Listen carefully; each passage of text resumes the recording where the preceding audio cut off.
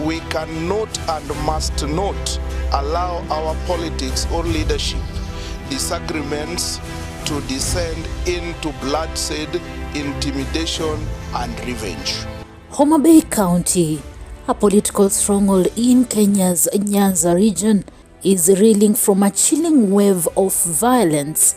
In just weeks, a sitting member of parliament was gunned down, an MCA narrowly escaped death, and the deputy governor survived an assassination attempt. Why is Homa Bay baying for political blood? Let's dive into this troubling trend, unpacking the facts, the theories, and what it means for Kenya's political landscape. Let's start with a timeline. On April 26, 2025, Homa Bay MCA Vickins Bondo survived an assassination attempt. Reports suggest this was linked to his push for investigations into the suspicious death of his father, Nicholas Aguk Obala, a former police officer killed in a hit and run in February 2025. Just days later, on April 30th, Kasipul Member of Parliament Charles Ong'ondo was assassinated in Nairobi. Police described the killing as targeted and premeditated, with CCTV footage showing assassins stalking him for days. Were had warned of threats to his life, pointing to rivals from outside his constituency. Then, on May 11th, barely 2 days after Were's burial, Homa Bay Deputy Governor Joseph Oyugi Magwanga narrowly escaped death when his vehicle was ambushed and fired upon near his home in Kabur village, Kasipul constituency. We have awoken to disturbing news this morning following a cowardly attack on my vehicle by armed gunmen last night. Fortunately, Magwanga had switched cars, a decision that likely saved his life. Homa Bay, we have recently faced a tragedy, and I have also seen reports of an attempt on my deputy governor, attempt on the life of my deputy governor, and I want to say that the investigative authorities should take this matter up very, very seriously and expeditiously, and investigate and do it thoroughly and as soon as possible, so that we don't get to a point where we face what we have just seen. On May 12th, Magwanga addressed the nation in a press conference at his home. He revealed he had prior intelligence about plans to kill him, which prompted him to change routes. He called for speedy investigations, urged calm, and demanded answers about why his contribution to Were's funeral was rejected without explanation, hinting a political plot. As he has stated that the matter is in the police and the investigators, we will not be able to say much, but we have a lot to speak about our constituency and about our leadership. Before yesterday's incidents, I had already received some threats, of which I didn't take seriously. And I didn't also know that it would happen so soon, like yesterday. So, why is Homa Bay under siege? The answers may lie in the region's volatile political landscape.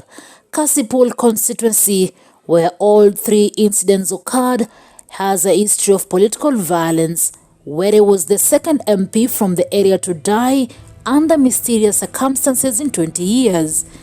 The security committee at the Homa Bay County have sat, and it is hereby that we wish to inform the public and the media fraternity of reports regarding an incident that occurred on the night of 11th May 2025 at approximately 10 p.m.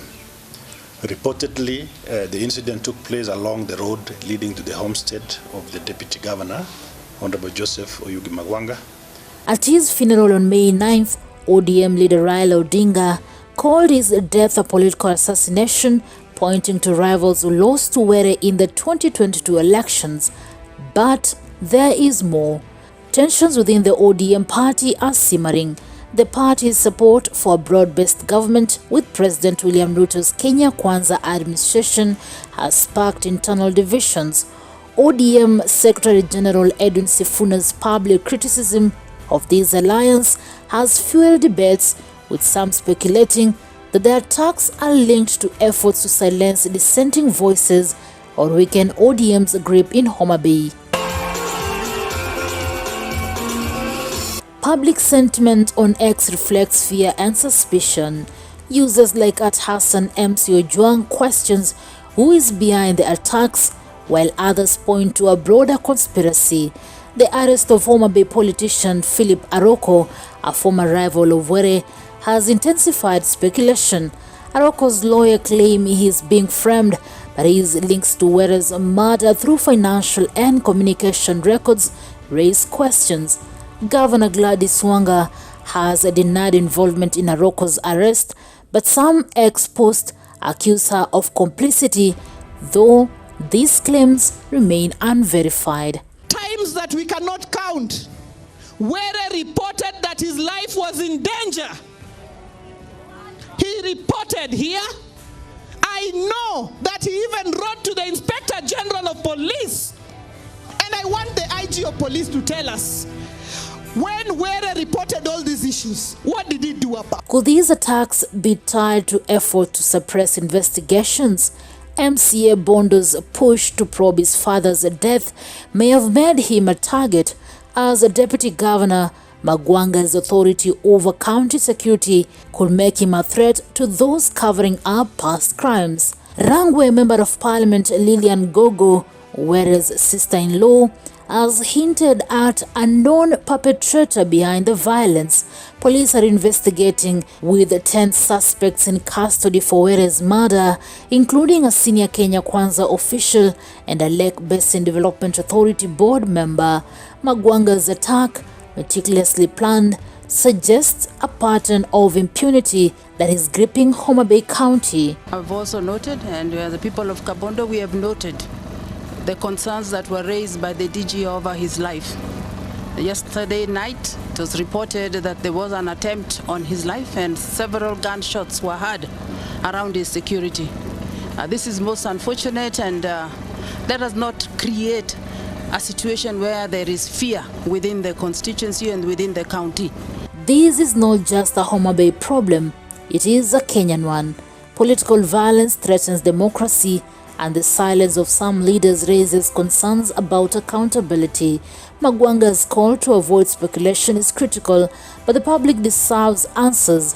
Are these isolated incidents, or is Homa Bay County a battleground for larger political wars? While we patiently await the findings of the investigation, I call for calm among the public and urge everyone to refrain from speculation that could heighten tension or derail the pursuit of the truth.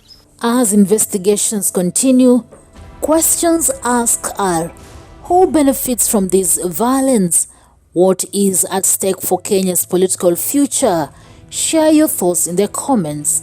Newsroom, Maisha TV, Reader carrying Chubet.